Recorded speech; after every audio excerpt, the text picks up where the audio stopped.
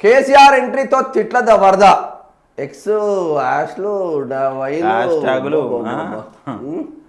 కేసీఆర్ ఎంట్రీతో తిట్ల వరద రాష్ట్ర రాజకీయాల్లో మళ్ళీ పాత కథే రిపీట్ వస్తున్నా తోలు తీస్తా అంటూ కేసీఆర్ కామెంట్ చింతవడకలోనే చీరి చింత కడతాం అంటూ సీఎం రేవంత్ రెడ్డి కౌంటర్ ఎడవకాలి చెప్పుతో కొడతా అని కేటీఆర్ వ్యాఖ్య అగ్రనేతలకు తోడుగా తిట్ల దండకం అందుకున్న లీడర్లు కాంగ్రెస్ బీఆర్ఎస్ మధ్య తారస్థాయికి మాటల మంటలు నోటి గబ్బు తప్ప ఇంకేం లేదు అని బండి సంజయ్ ఫైర్. అబ్బా 3 పార్టీలను తీసుకొచ్చింది కదా, కానీ వెలుగు మంచిగా రాసింది.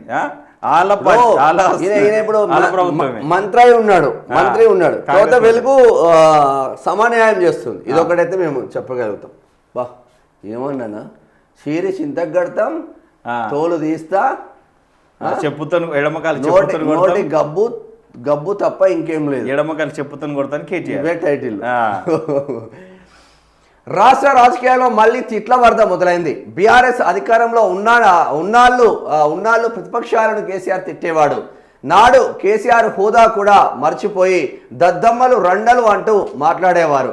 కానీ 2023 అసెంబ్లీ ఎన్నికల్లో బీఆర్ఎస్ ఓడిపోయి కాంగ్రెస్ అధికారంలోకి వచ్చాక రాష్ట్ర రాజకీయాల్లో తిట్లు కాస్త తగ్గాయి. అప్పుడప్పుడు అధికార ప్రతిపక్షాల మధ్య కొంచెం ఘాటు విమర్శలు వచ్చినా తిట్లు మాత్రం లేవు. అయితే ఇటీవల కేసీఆర్ తన ఫామ్ హౌస్ వీడి రీఎంట్రీ ఇవ్వడంతో మళ్ళీ పాత కథ రిపీట్ అయింది.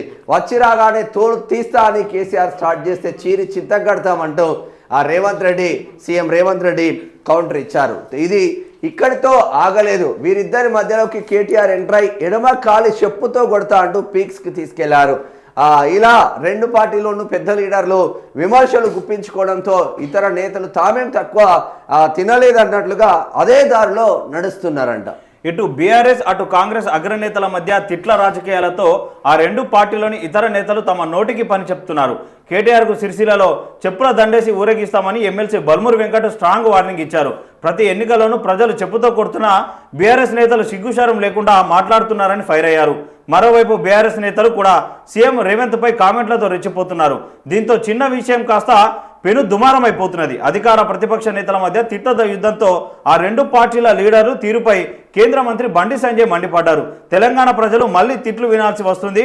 కాంగ్రెస్ బీఆర్ఎస్ వాళ్ళ నోటి నుంచి గబ్బు మాటలు తప్ప అభివృద్ధి గురించిన చర్చ మాత్రం లేకుండా పోయింది అంటూ చురుకలు అంటించారట. మరి వీళ్ళు అభివృద్ధి గురించి ఆలోచించండి అబ్బా.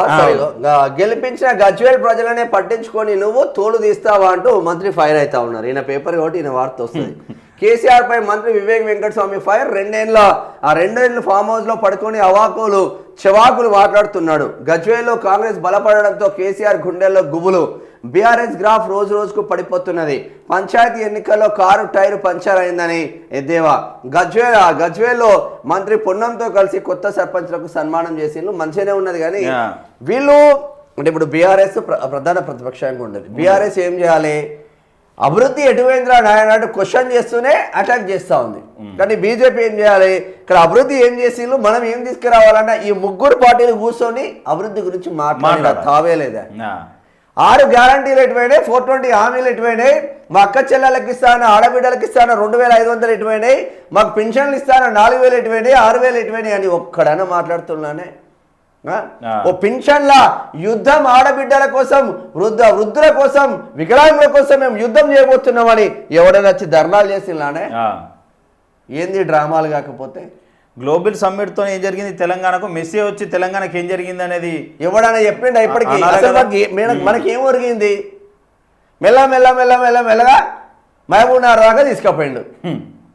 దాని ద్వారా మనకేం ఒరిగింది అంటున్నాం. అలా మనవాడు ఆయనే లాగులేసుకొని ఫుట్బాల్ ఆడడానికి పనికొచ్చింది తప్ప మనకేం ఒరిగింది తెలంగాణ సమాజానికి?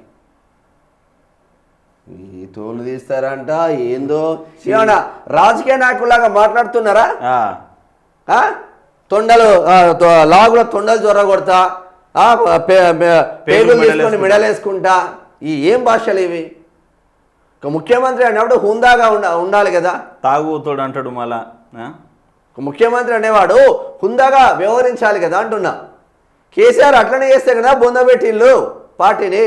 మళ్ళీ మీరు గదే చేస్తే ఇప్పుడు ఈ మున్సిపల్ ఎలక్షన్లలో జిహెచ్ఎంసీ ఎలక్షన్లనే బొంద పెడతారు ప్రజలు. జర జాగ్రత్తగా ఉండండి.